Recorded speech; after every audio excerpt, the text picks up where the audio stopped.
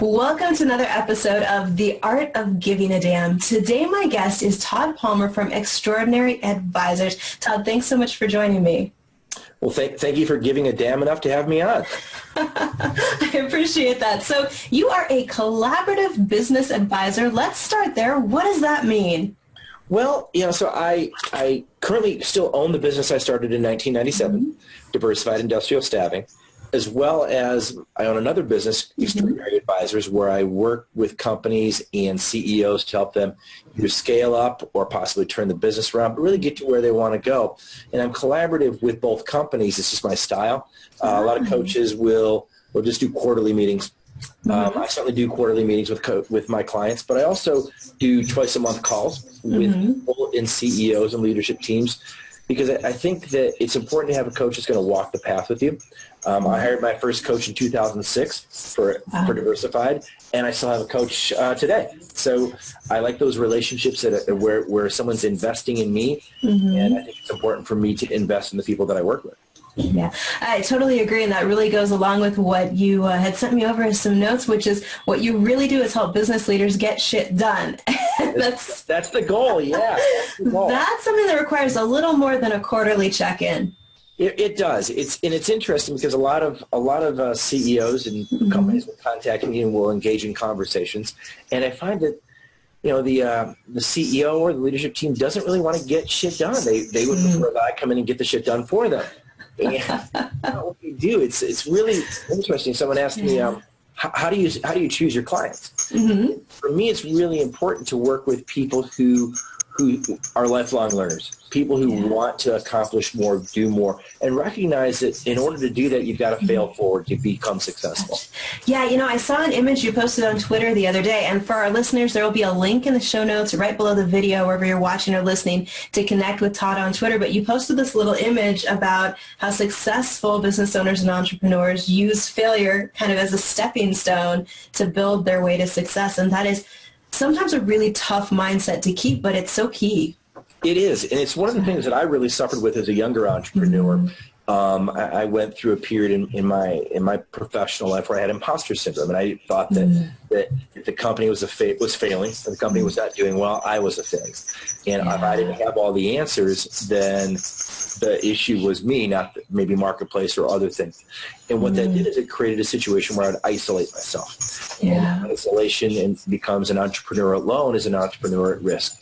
So all those negatives upon negatives upon negatives really did not serve me well. And so I've learned that, a great friend of mine, Danny Friedland, he's one of the world's leading coaches and neuroscientists, and he talks about how failure doesn't exist. Because failure is nothing more than the stepping stones of learning, and the only way to become successful is to learn forward. And he has a whole way of building up of that. And it's something that has really served me well, and I work with a lot of people on that because I think, whether we're entrepreneurs or even if we're parents or we're in relationships, so much is seen as win-lose, success-fail. That's true. And people will argue to be right as compared to be successful. And it's just the kind of society we live in. And I remember as a parent even talking to my son about his report card. 4 A's and 1 B. And the inadequate father sometimes I would be is we'd only talk about the 1 B, not the 4 A. Yeah. And it's there. so prevalent in our society that we only talk, we set people up to fail in media. We have celebrities or athletes or whomever, and we love to build them up just to tear them down. And at the end of the day, not a real productive way to live, enjoy our time here on the planet. Yeah, that's such a great point. One of the things that I see a lot with other entrepreneurs and even with myself sometimes, the way we speak to ourselves about success and failure, we say things we would never say to someone else. We would never judge them as harshly as we judge ourselves. God, that's a great point. I had a professor in college one time. She called it shoulding all over yourself. I should do this, I should do that. And that just that creates a certain sense of paralysis. Because that the people who seem to kind of gotten it right from what I can see are the companies that are in the tech space. Bill Gates has no problem saying, I'm going to release a software that's only 80% of the way done. The other 20% will come from the marketplace, and they'll tell me what needs to be fixed. So that's why we're getting new updates on our software, new updates on our iPhones or what have you. And they know that iterative behaviors and that failing forward is the only way to learn what doesn't work. Yet we don't have that same sense of kindness to ourselves. Yeah, I think sometimes it's hard when you're an entrepreneur and you are the business, so you're a coach, you're a consultant, you don't have a product you can point at. It's hard to separate yourself from it and see it as kind of its own thing, just because, like you said, it's failing at the moment by some measurement we want to put on it doesn't mean that you're a failure in any way. That's really a great point. So for anybody who's listening and thinking, yeah, I have that shooting all over myself thing going on, what's one or two things that somebody can do to work on that mindset and really change the way they look at what they should do or what failure is?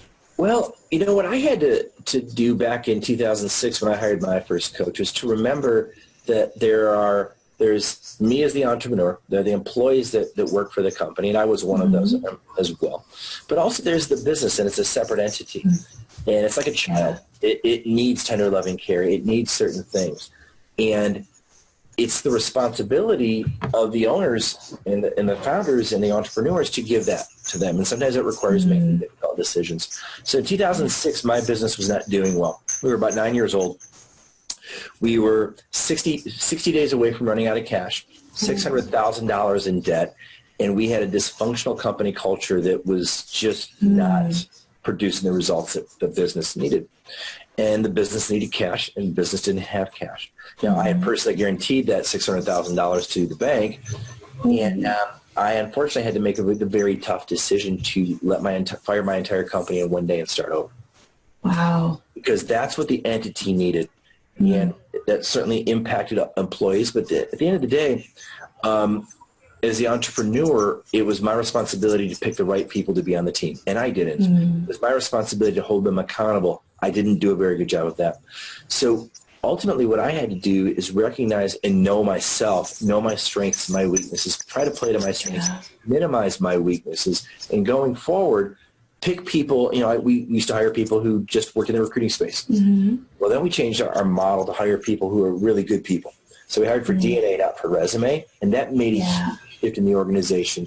And it really, for me, it was to recall that just because the company was struggling, as long as I was getting up every day and trying to improve the company 1% a week, if you improve your company 1% a week for 52 weeks, you've made a pretty sizable shift. Yeah, that's a massive improvement. And my coach would tell me there is no silver bullet. It took you 9 years to get into this hole. It's going to take you a while to dig out of it. Yeah. And remember that. So you mentioned the phrase hire for DNA, not resume. What does that look like in practical terms? If I'm looking to bring somebody on in my company, where do you start with that? Well, I think you first of all have to know who your culture is. Who are you as the entrepreneur? Who currently on your team? Start from there, because again, every company is its own ecosystem, and it's not. My company may not be a good fit for you. Your company may not be a good fit for me, or it might be a great fit. But how do we know that? So first of all, like with our company, Diversified Industrial Staffing, we measured out who we were and who we were not. And we would create interview questions that would flesh that out.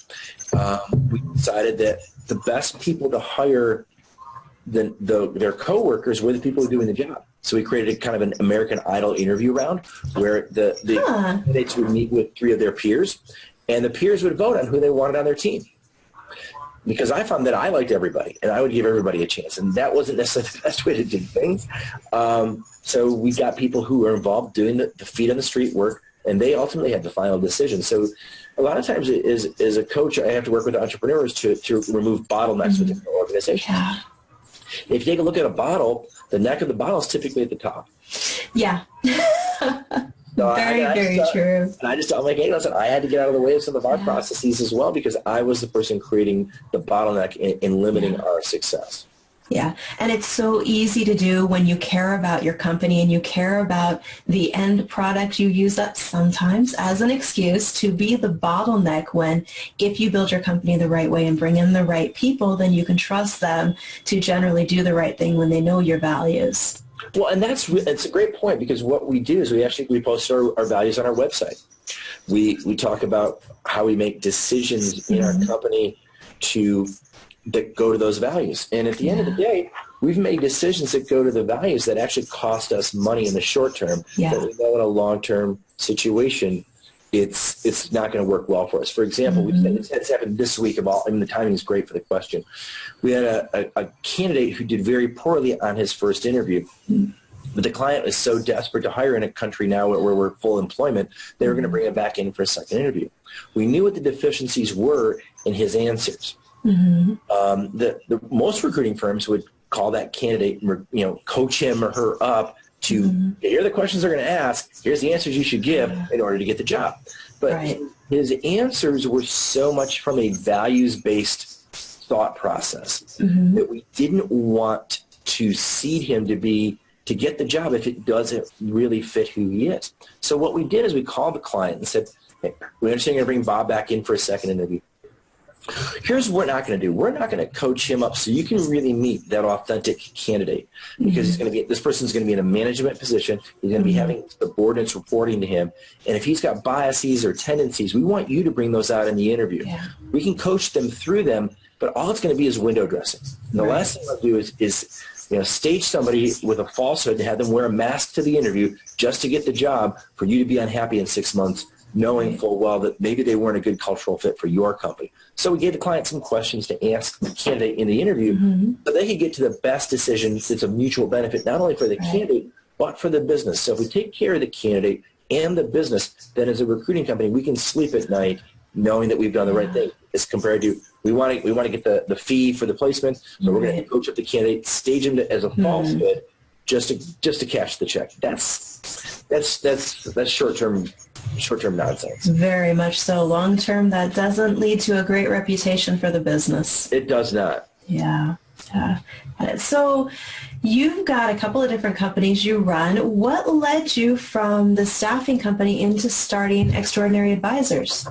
The thing that I really enjoyed about working at Diversified Industrial was building the leadership team out. And I saw a quote, I think it might have been Richard Branson, I'm not exactly sure, where he talked about great leaders are only great leaders if they build out the next generation of great leaders. And we had done that at Diversified. We were doing well with that.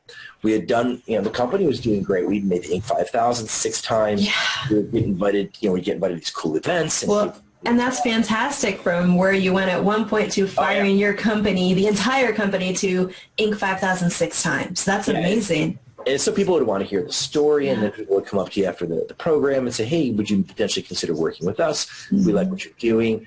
And so it just kind of was a natural evolution. And the way we did things at Diversified is I built out the leadership team, picked people into positions where I'm not needed every day. Yeah. So the company had its best year in 2017, and I was only in the office about a third of the year. So again, removing the bottleneck from the top of the bottle, I was able to practice what I preach to my clients, is to empower, to in the right seats on the bus, going in the right direction. So I wasn't needed. And it freed up time, and I found that I really did enjoy working with young entrepreneurs or struggling entrepreneurs to help them get to where they wanted to go.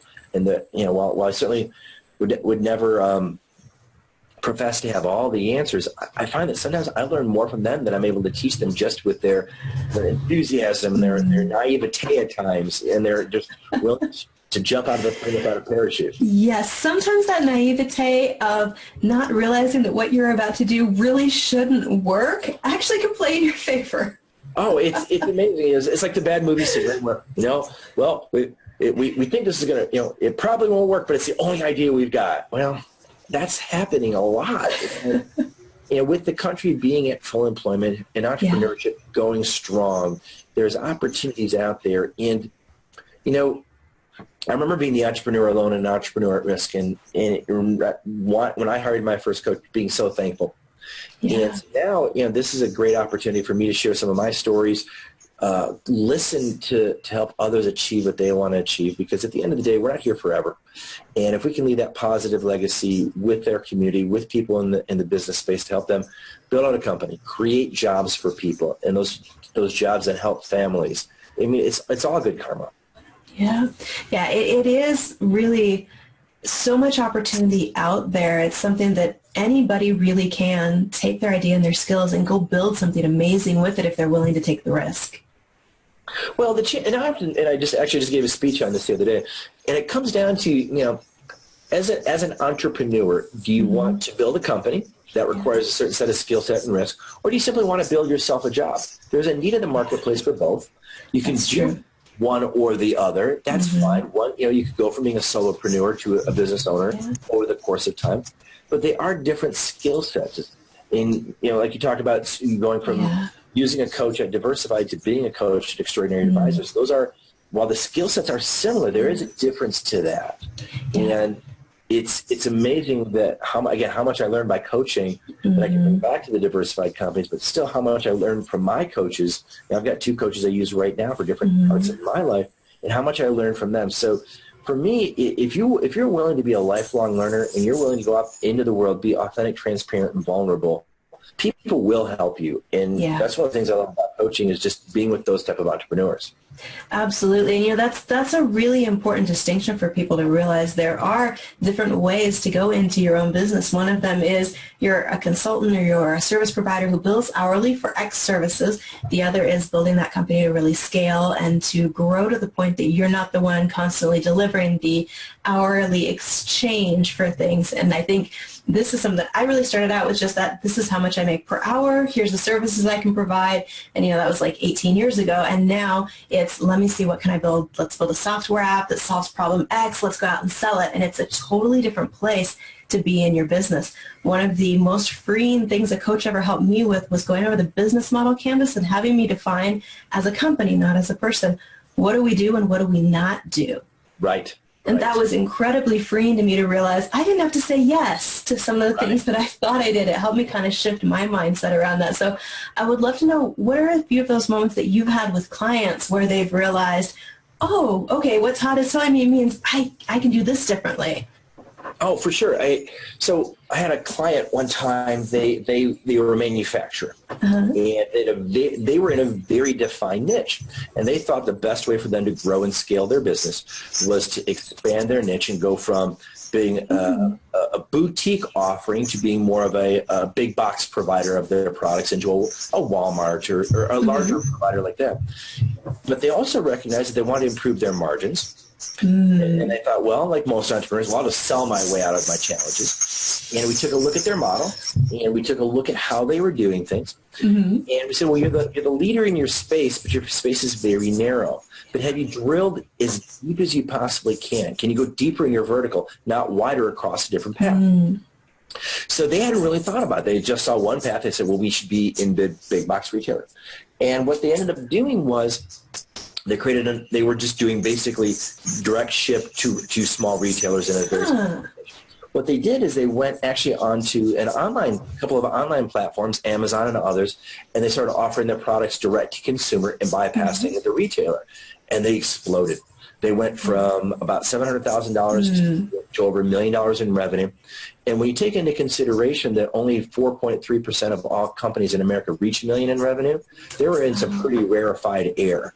And they were able to work the schedule they wanted to work. They were able to add to their team, but they were also able to get out from being just an employee owner to being more working on the business side in the business, which gave them a huge sense of reward they wanted.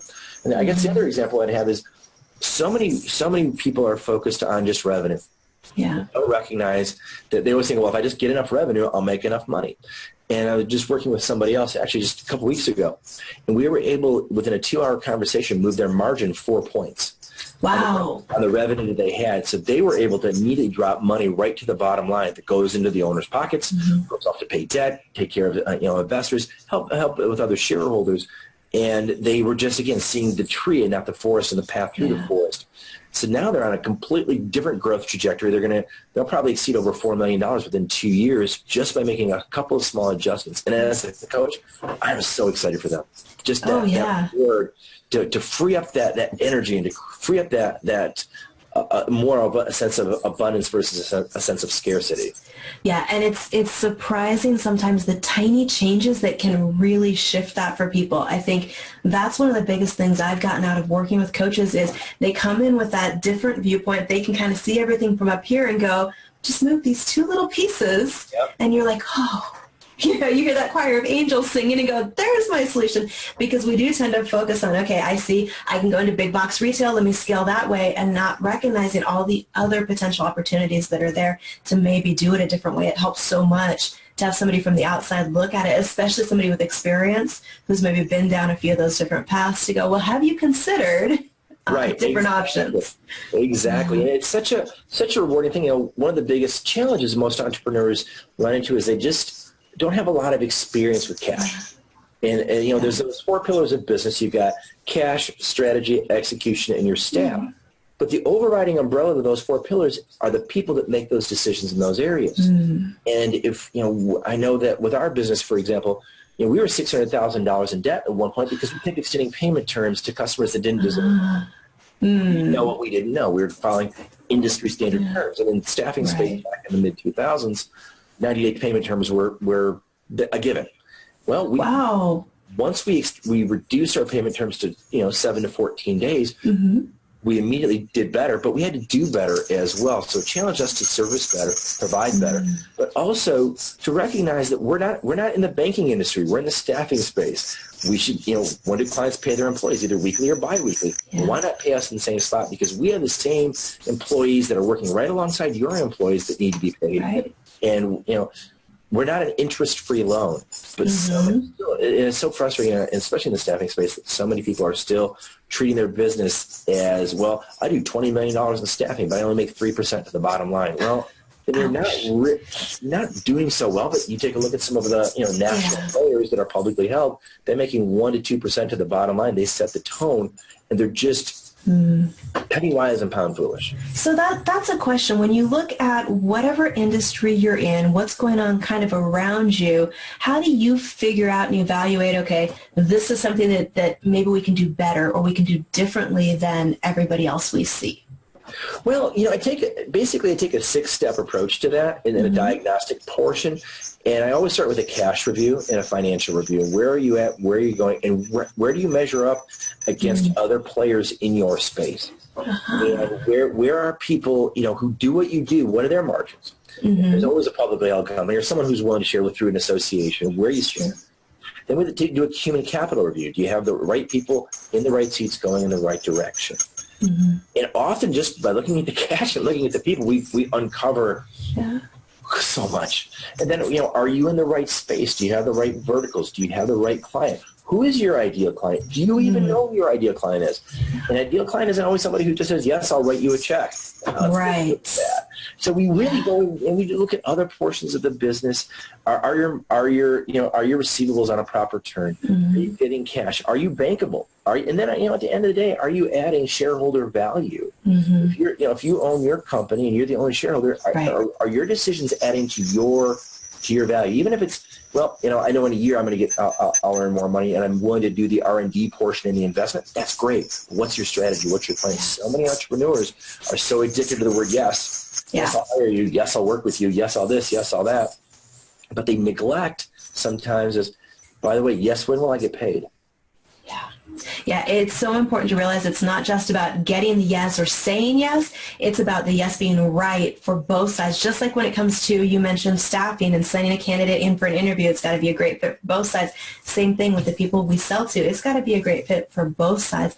I was having a conversation the other day, and the person told me they just got off a sales call, and you could tell, you could just see it. They were like on cloud nine, so excited about this new client they had just signed a very large deal with, and they said, the other sales calls I've been having lately, I started to think I sucked at sales because they were going so badly, but I realized I was talking to the wrong people. Right. And it's such an important thing to really know who is your ideal client. Yeah, well, it's think about the space that you're in the podcast world. Not everybody's going to listen to your podcast. You want the right listeners listening to the right message at the right time. It's going to fit their need, and you can have a great life and a great living and a great business serving a very small subsection of any marketplace. You don't have to be all things to all people. We already have a lot of businesses that do that, and then but if you're really good at what you do, you can be one of those disruptors who can shake it up a little bit and really. At the end of the day, when I work with my clients on this, you want to be focused on the margin, not on the revenue. Certainly the revenue is going to produce the margin, but you don't work for free.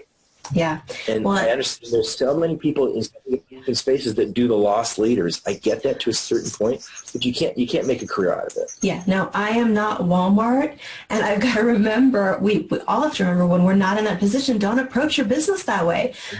So often we look at, well, what do we see working for the huge corporations or for person X, and we try to apply it and then feel like a failure because it didn't work. Well, we're not them. We have a different business model, a different approach. I love the emphasis that you have on really looking at what are your numbers, because that's another thing I find entrepreneurs tend to avoid sometimes, really digging into those numbers and facing the reality because they feel like more sales, more cash flow will fix it.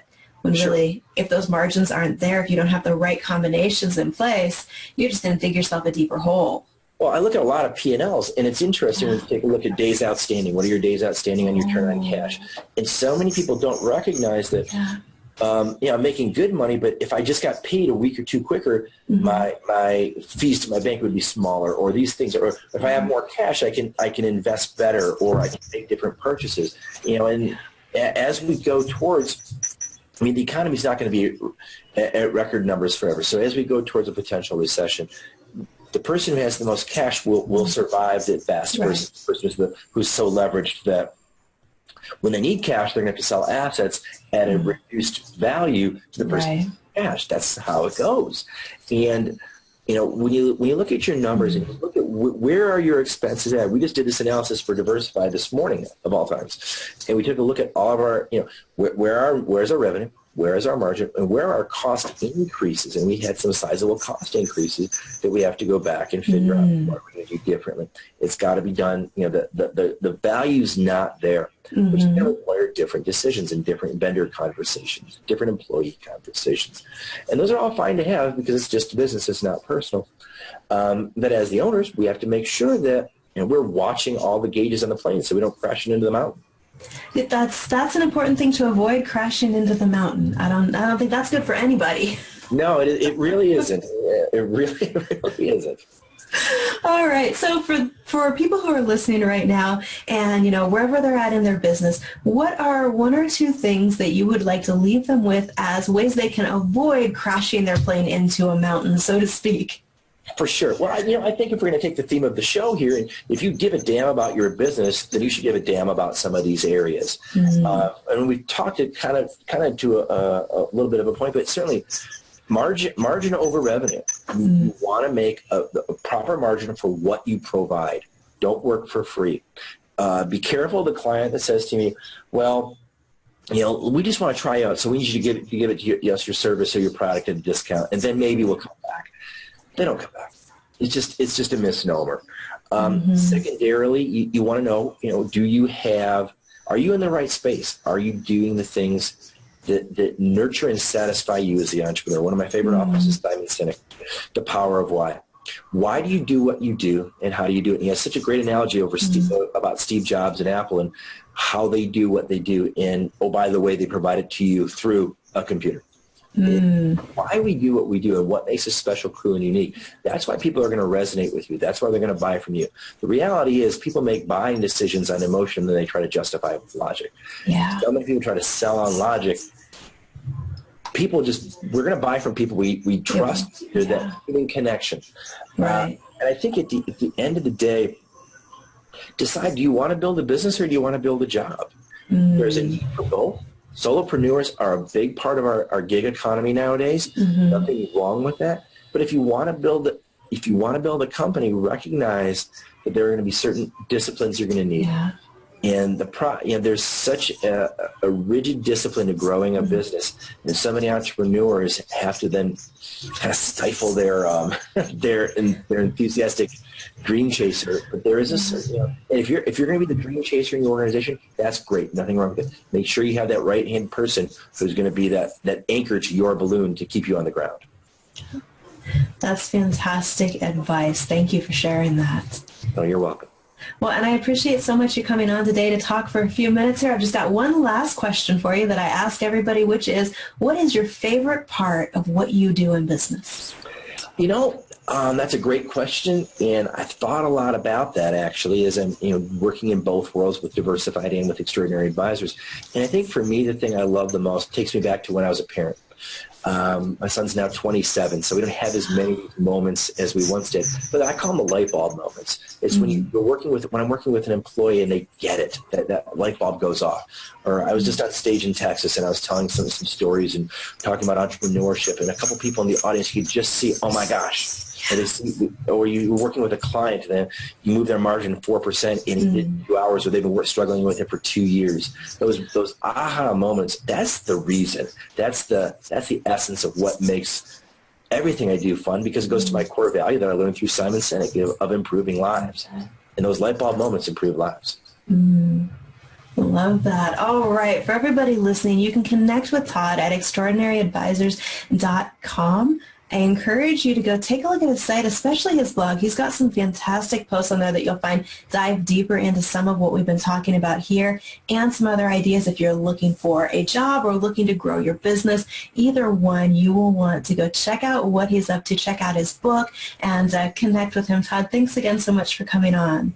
Thank you so very much. And I would say anybody who goes to the site and mentions that I was on your podcast, again, to that point of improving lives and light bulb moments, I'm happy to give an hour of my time for free. Just fill in the application. Kelly, my booking person, will get you on my calendar. And that's really my way of paying it forward and thanking you guys for listening today. Awesome. I appreciate that. I'll make sure we have that in the show notes and note who's a great fit for you so they can get in touch. Well, have a fantastic rest of your day. You do the same. And thank you, everybody, for tuning in. Be sure you hit subscribe, like, rate, and review this show wherever you are watching. And I will see you back on the next episode.